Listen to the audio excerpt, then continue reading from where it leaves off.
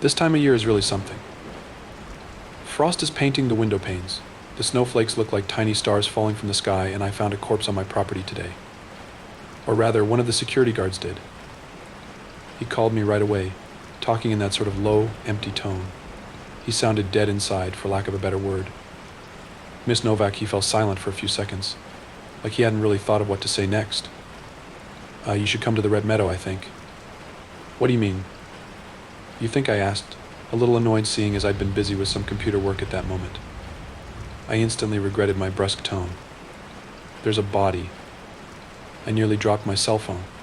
Suddenly feeling weirdly disconnected from myself, I staggered to my feet and began fumbling for my keys. I'll be right there, Gus, I promised, voice trembling before ending the call.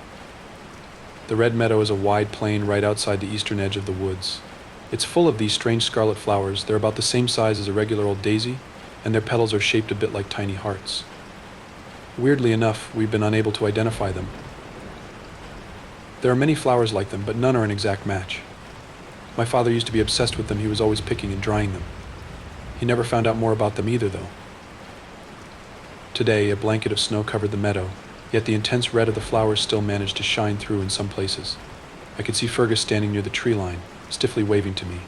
His shallow, labored breaths rose from his lips in tiny plumes of vapor as he jogged to meet me halfway. I didn't see it happen, he said dryly. I heard screams, I followed them, and there he was. Whatever did it was already gone by the time I got there. He led me over to the body, a man in his 30s dressed in much the same functional clothes as the first cryptid hunter who'd found his way onto my property not too long ago. My head was reeling. How did these guys keep getting in? I think he died of fright, Gus remarked. When I found him, he was lying on his stomach, with one of his arms underneath him. Why'd you roll him over? Checking for injuries. Found nothing. Not even a trace of blood. Look at his face, though. I sighed. I'd admittedly avoided doing so up to that point. I knelt down next to the dead man, gathering my large, far too voluminous skirt at my sides. I raised my eyes to meet the corpse's empty gaze. Shaking my head, I tried to chase the flashing memories of my little brother's severed head from my mind. All those who die in fear seem to share this same look. Their horror remains imprinted on their contorted grimace, preserved for those unfortunate enough to happen upon their bodies. Fergus was probably right.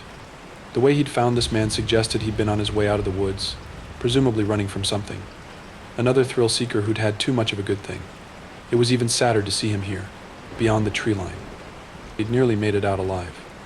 Then the adrenaline must have overtaxed his heart, and he'd fallen over, clutching his chest. I wondered if he'd realized what was happening. Maybe not. Maybe he'd been so terrified by whatever was chasing him that he hadn't even seen it coming. Either way, in his last moments, there had only been him, this fearsome unknown entity in his exerted, failing body. What a shitty way to go. Are you okay, Gus? Do you want to go home? You need me here, don't you? I do, but I don't want you to go around like nothing happened when you've just found a body, I argued. I'll be okay. It's not the first time we've had a death here. I gave him a concerned frown. He didn't sound all that convincing. He obviously didn't want me to fuss, so I didn't, but it felt crappy leaving him on that note. I told him to follow his normal route, hoping the rest of the day would go smoothly for him. To me, however, this corpse meant a lot more work. First off, I would have to dispose of him. It's not like we go entirely unnoticed out here. We could get a visit from the police in due time. Now, my family has maybe 2 or 3 friends among the local authorities who know what's really going on in these woods. They're likely to see to it that, if someone goes missing on our property, no further inquiries are made. Imagine a search being launched in my forest. It'd be a bloodbath. Even so, best not to risk anything. The corpse still needed to disappear. The easiest way to do that was to dump it in the lake. In case I haven't mentioned it before, the lake is located about a 20-minute walk from the Red Meadow in a lighter, less densely wooded area. It's twin lakes, actually connected by a fierce old stream. I had the bigger one in mind, though. Drop something in there and it'll be gone in a flash. Fall in yourself and, oh well, it hasn't frozen over yet this year, so I decided to go for it right away. I don't have a vehicle fit to transport a corpse through the woods, but I do have Jeanette. Jeanette is a mule. I got one of my workers who was hanging out at my family's house at the moment to bring her right over. We loaded her up and I got on my way. The woods were quiet, as per usual. Walking alone normally agrees with me, but hauling a corpse and a stubborn mule really put a damper on the mood. I tried to focus on the glittering snow beneath my boots and the many shiny icicles that made the forest resemble a stalactite cave, anything but the dead body bobbing up and down on the back of the animal beside me. We were getting on slower than I'd hoped.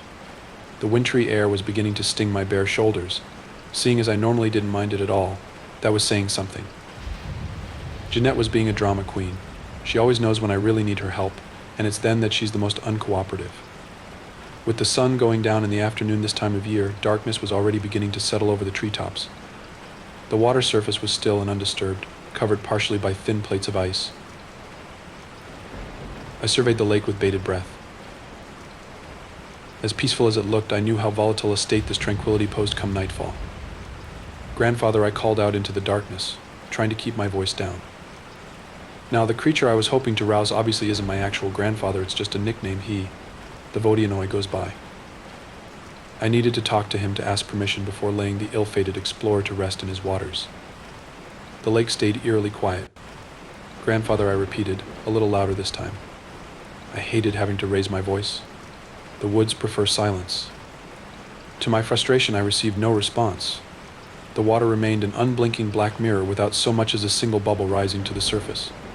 It didn't look as though Grandfather Vodyanoi was going to show up, which meant that I was being faced with a difficult decision. I really didn't want to stick around for anything that might have overheard me shouting to drop in.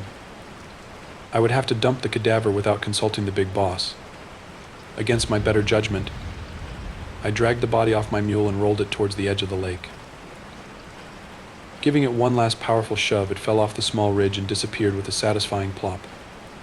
I imagined it rapidly sinking to the bottom, and a weight fell off my shoulders. I lingered for merely a minute, wallowing in my melancholy, and wondering if the Vodyanoi would be mad at me when he woke up to find I'd used his haunting grounds as garbage disposal. That question would not go unanswered for long. Just as I turned to leave, I heard a frantic, enormous splashing sound. Whirling around, I let out a yelp of surprise when I saw the creature rise from the murky depths. He was twice my size, an old, green-skinned man with a nightmarishly contorted face that resembled that of a catfish more than a human's. I staggered backwards as he started dragging himself up onto the dry land on his big paunch, his morbid, fleshy masses wrinkling and wriggling grotesquely. Algae hung in his long, tangled white hair, and scales covered the lower part of his body, which thinned into a fishtail. I cursed myself for not waiting for him earlier. Perhaps he'd heard me lingering just beneath the surface, expecting me to make a transgression he could justly punish me for. I could feel I was about to pay dearly for my impatience. "Grandfather, I'm sorry," I instantly cried out. I was nervous I had to be quick, He didn't answer, only letting out a gurgling laugh as he wrapped one of his webbed paws around my ankle, throwing me off balance. I landed on my ass in the dirt, blindly thrashing and kicking at his face. But before I knew it, he'd tugged me into a forceful embrace. Pressed up against his slick, saggy chest, I gagged at the foul odor he emitted. The slimy muck coating his skin rubbed off onto my face, arms, and dress, instilling such a deep sense of disgust within me that I couldn't help but heave. Now soiled with my own vomit, I was pulled into the icy water. I was too shocked physically as well as mentally to fathom a single clear thought. All I could do was screech like a banshee. The Vodyanoi let go of me, giving me a meaningful look before shoving me further out onto the lake.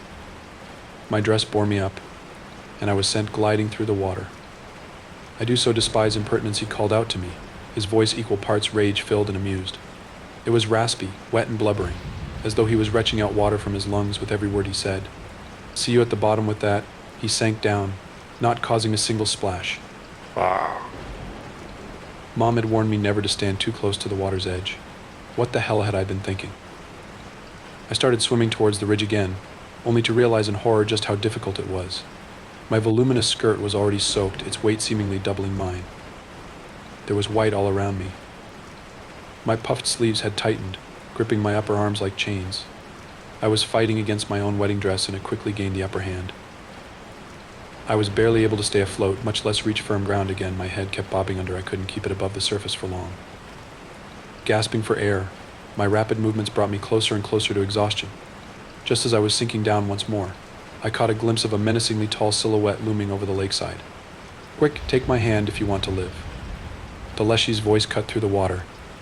I could hear it clearly even when submerged. Summoning my last bit of strength, I flung myself out of the water and reached for the monstrous, log-like arm he extended to me across the surface. It was long enough for me to climb it like an entire tree, but I was still too heavy. The dress dragged me under. I couldn't pull myself up. Sputtering and gasping for air, I dug my fingers into the leshy's bark skin. "Shed your gown," the wood demon commanded, urgency swinging along in his tone. "Wench, it'll drown you." "I can't," I cried out. "Pull. Just pull, I'll hang on."